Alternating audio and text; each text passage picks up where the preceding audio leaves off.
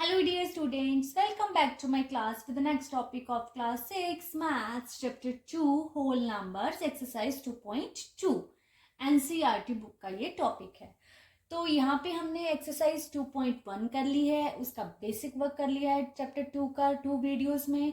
तो जिन बच्चों ने वो समझने हैं उन वीडियोस के लिंक आपको डिस्क्रिप्शन में मिलेंगे, तो आप उनको वहां से समझ सकते हो। Now it's question number 1 is find the sum by suitable rearrangement.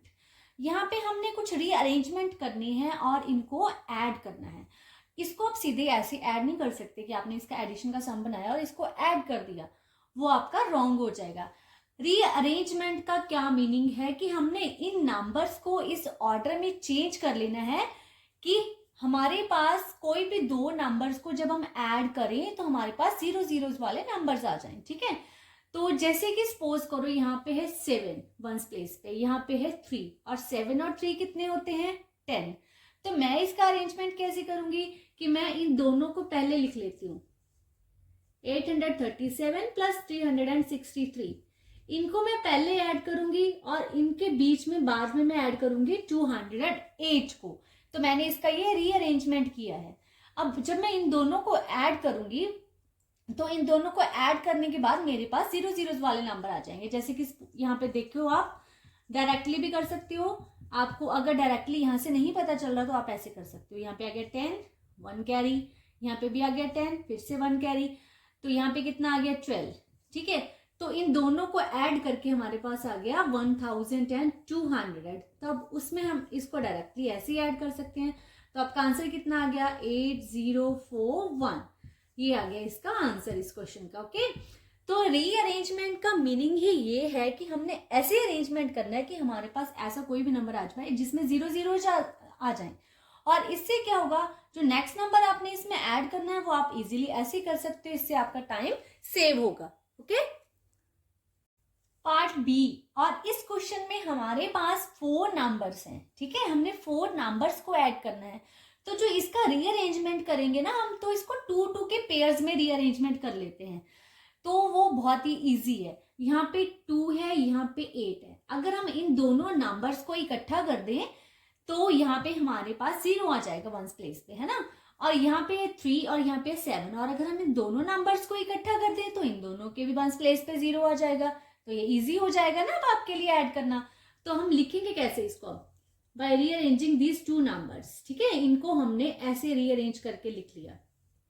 Okay, अब ये बचे 2 नंबर्स, अब इनको रीअरेंज कर लो आप। ठीक है, अब इनको हमने ऐसे लिख लिया। अब जब आप इन 2 नंबर्स को ऐड करोगे, 8 और 2 10, 6 और 3 9, 9 प्लस 1 10, क्योंकि 1 हमारा कैरी गया था। अब क्या आ गया 9, 1 कैरी फिर से गया हमारा, तो यहाँ पे 10 और 15 बना। ठीक है, तो ये बन गया 3500। अगर आपको डायरेक्टली नहीं पता चल रहा तो आप इसको एडिशन का सम बनाओ और फटाफट से सॉल्व करो। 0 1 carry, 0 1 carry, 15 1 carry and 3500। Okay, अब इसको भी सेम ऐसे ऐड कर लो। 7 और 3 10, 5 और 4 9 प्लस 1 कैरी जो हमने ऐड करना है वो 10 बन गया। यहाँ पे 10 और 11। ठीक है, तो ये हमारा आंसर कितना आया, देखो ऐड करना कितना आसान हो गया। 0 0, 5 और 1 6, 3 और 1 4, आंसर आ गया 4600। ओके, रीअरेंजमेंट जब भी आपने करना है तो आप इन दोनों नंबर्स को पहले भी लिख सकते हो, इन दोनों नंबर्स को बाद में भी लिख सकते हो। उसमें ऐसा कुछ नहीं है कि आप इनको पहले लिखोगे तो गलत हो जाएगा और इनको बाद में लिखोगे तो भी गलत हो, मतलब ऐसा कुछ भी नहीं है। आप जैसे मर्जी लिख सकते हो, बट आपका रीअरेंजमेंट सही होना चाहिए। सही होने के लिए क्या चाहिए हमें, 0 1 प्लेस पे 0 आ गई जब, तो आपका रीअरेंजमेंट इसका मतलब सही है। Okay, now question number 2 is find the product bye suitable rearrangement. सबसे पहले प्रोडक्ट क्या होता है, कुछ बच्चों को ये ही नहीं पता होता, बट अब प्रोडक्ट होता है कि हमने इसकी मल्टीप्लीकेशन करनी है। ओके, तो यहाँ पे हमारे पास 3 नंबर्स है, मैंने फर्स्ट 2 स्टेटमेंट्स लिखी हैं। हमने इनको क्या करना है, रीअरेंज करना है। तो बहुत ही आसान है ये इनका रीअरेंजमेंट। तो सबसे पहले हम ये लिख लेते हैं 1768, 1768। अब इनका रीअरेंजमेंट कैसे करना है, हमने 50 और 2 मैंने इनको इकट्ठा लिखा। क्यों लिखा, क्योंकि जब मैं इन दोनों को इनको मल्टीप्लाई करूंगी तो कितना आ जाएगा, 52 का कितना होता है 100। तो ये तो बहुत ही आसान हो जाएगा, 100 आ गया। ठीक है, तो अब क्या होगा, क्योंकि यहाँ पे 1 है, 100 है, तो इसको जब इसके साथ मल्टीप्लाई करोगे तो जीरोस पीछे लग गई, तो आंसर आ गया आपके पास ये वाला। ठीक है, 1,76,800। कितनी आसान होगी मल्टीप्लीकेशन, है ना। नहीं तो पहले आप दो नंबर्स को मल्टीप्लाई करते, फिर थर्ड नंबर को उसके साथ मल्टीप्लाई करते, तब जाके आपके पास ये आंसर आना था। ऐसे आपका क्वेश्चन इजी हो जाता है। अब ये क्वेश्चन भी देखो, इसमें भी सेम आप ऐसे करोगे, 166 मल्टीप्लाई 25 एंड मल्टीप्लाई बाय 4। अब हमें ये इसमें ना मल्टीप्लीकेशन पता होनी चाहिए कि 25 फोर्स का 100 हो जाएगा, तो 100 को इसके साथ मल्टीप्लाई करोगे तो आपका क्वेश्चन इजी हो जाएगा। तो 25 फोर्स का कितना होता है 100, जब इनको मल्टीप्लाई की तो हमारे पास ये आंसर आ गया। ठीक है, 16,600। C part is 8 multiply by 291 multiply by 125। तो यहाँ पे हमें पता है कि जब हम 5 को 8 के साथ मल्टीप्लाई करेंगे तो 5 8 का 40 होता है, तो पीछे 1 प्लेस पे 0 आ जाएगी। तो क्विकली आप ऐसा करो कि 125 को 8 के साथ मल्टीप्लाई करके देख लो कितना आ जाएगा आपके पास। 8 5 40, 16, 20, 2 कैरी एंड 1000 आ गया। ठीक है, तो अब हमें पता चल गया कि अगर हम इन दोनों को रीअरेंज करके ऐसे लिख लेंगे, 125 को 8 के साथ मल्टीप्लाई कर देंगे तो हमारे पास आ जाएगा 1000। ओके, तो अब इनको मल्टीप्लाई किया तो हमारा आंसर आ गया 2,91,000। वेरी सिंपल ना। Now it's D part is 625 multiply by 279 multiply by 16।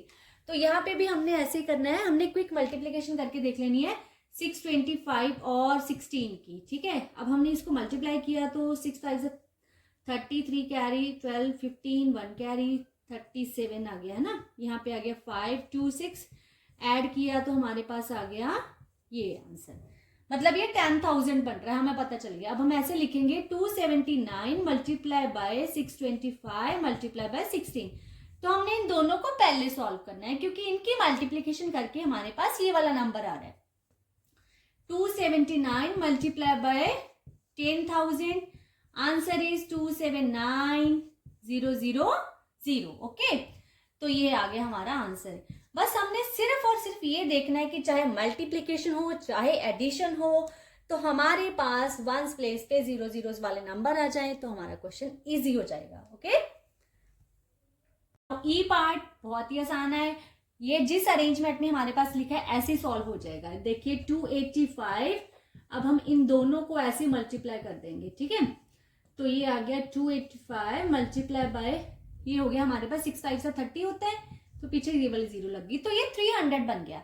अब हमने करना क्या है, हमने सिर्फ 285 को 3 के साथ मल्टीप्लाई कर देनी है, तो पीछे ये वाले 2 zeros लगा देंगे। ठीक है, 3 5 15 1 कैरी, 8 3 24 प्लस 1 25 2 कैरी, 3 2 6 7 8, ये आ गया 855। ठीक है, तो पीछे ये वाली जीरोस लग गई, तो ये आ गया 85,500। Okay, now it's F part is, अब यहाँ पे 4 स्टेटमेंट्स है, तो हमने 4 स्टेटमेंट को 2 2 के पेयर में करके सॉल्व कर लेना है। तो बहुत ही आसान है। अभी हमने ये किया था लास्ट क्वेश्चन में, जो पहले हमने किया था उस क्वेश्चन में हमने करा था ना 125 मल्टीप्लाई 8 कितना होता है 1000।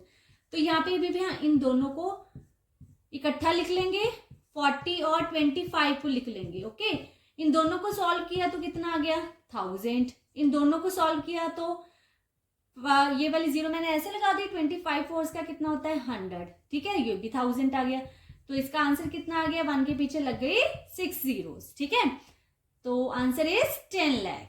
Very simple. आई होप कि आज का टॉपिक आपको समझ लगा है। नेक्स्ट सम्स के लिए नेक्स्ट वीडियोस को फॉलो करिए और चैनल को सब्सक्राइब करिए। 6th क्लास का मैथ अभी हमने पूरा सॉल्व करना है। Thank you.